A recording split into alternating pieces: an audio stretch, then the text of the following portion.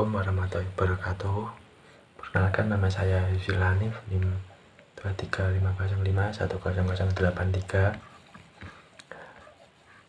Di sini saya akan menjawab soal akuntansi perpajakan yang nomor 12 ya. Soalnya, PT Susu adalah pengusaha kena pajak PKP mempunyai data sebagai berikut. Masa pajak Juli 2011 terdapat PPN lebih bayar 60 juta dan belum dikompensasikan dan diminta restitusinya. Sedangkan masa pajak Agustus 2011 terdapat PPN keluaran 180 juta, sedangkan PPN masukan 100 juta.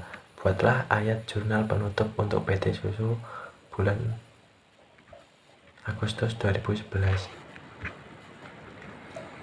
Di sini untuk jurnal penutupnya, untuk PPN keluaran senilai 180 juta itu debit, dan untuk kreditnya yaitu PPN masukan senilai 100 juta, PPN lebih bayar senilai 60 juta, dan kas senilai 20 juta. Ini soal yang kedua, yaitu nomor 17. Bisa dilihat soalnya di sini disuruh menghitung PPh 21 yang harus dipotong PT Majur atas pembayaran upah harian yang dibayarkan secara harian kepada Sinta dalam bulan Oktober. Jadi di sini penghasilan Sinta selama 16 hari itu 16 dikali 75.000 sama dengan 1.200.000. Tetapi di sini karena jumlah kumulatif upah yang diterima belum melebihi 4.500.000, maka tidak ada PPh pasal 21 yang dipotong. Di sini yang berikutnya untuk soal ketiga yaitu nomor 11.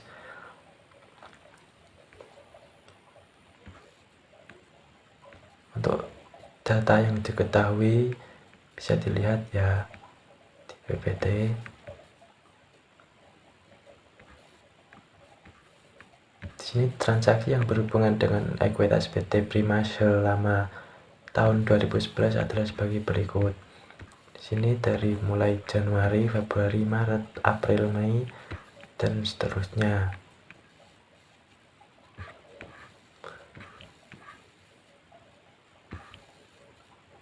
Untuk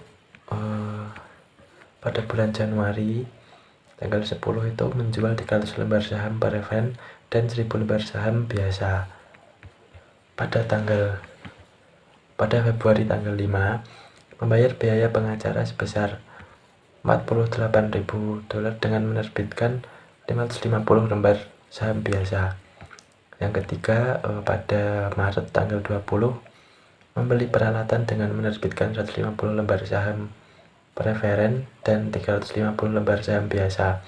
Harga pasar saham preferen dan saham biasa adalah senilai $160 dan $75 per lembar. Sini untuk April tanggal 15 membeli kembali 10% lembar saham biasa yang beredar dengan harga $65 per lembar.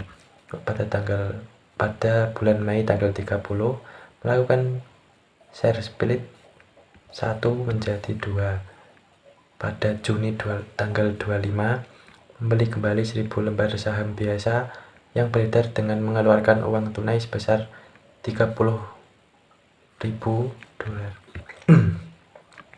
Pada bulan Juli tanggal 8 menjual 20.000 lembar saham treasure dengan keuntungan $3 per lembar. Pada bulan Agustus tanggal 18 menjual 800 lembar saham treasury dengan harga $25 per lembar. $25 per lembar.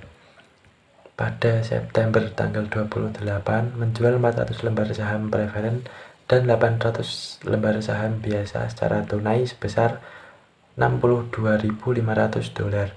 Harga pasar saham preferen adalah $73 per lembar. pada Oktober tanggal 23 mengumumkan pembayaran dividen tunai sebesar 244.000 dan dividen saham biasa sebesar 10% dengan kurs 105. Pada November tanggal 13 mencatat nama pemegang saham yang menerima dividen. Pada Desember tanggal 3/27 tanggal 31 yaitu membagikan dividen tunai. Terus ditemukan adanya kesalahan tahun 2010 di mana depresiasi lebih besar dari $2.000 dan pada Desember 31 mengumumkan laba neto setelah pajak sebesar $450.000. Di sini diminta yang pertama yaitu buatlah jurnal untuk mencatat transaksi di atas. Di sini sudah dijelaskan di PPT ya untuk jurnal mencatat transaksinya. Di sini untuk laba bersihnya senilai $450.000 dan laba ditahan $450.000. Di sini pada saham biasa, saham preferen, saldo akhir pada saham biasa yaitu 49.310. Untuk saham preferen yaitu 30.850. Di sini untuk saham treasury atau metode FIFO bisa dilihat saldo akhirnya yaitu untuk totalnya 259.350 dan untuk lembar 1000 per harga $30 yaitu $30.000. Bisa dilihat ya, itu berarti ini 2.390 dikali 65 sama dengan sekian, terus 1000 dikali $30 sama dengan sekian, sama dengan 30.000. Di sini untuk yang B, jurnal penutup terkait dividen dan laba neto. Pada Desember tanggal 31 ikhtisar laba rugi laba bersih yaitu untuk debitnya $450.000, untuk kreditnya $450.000. Untuk laba ditahan dividen di sini senilai $751.755.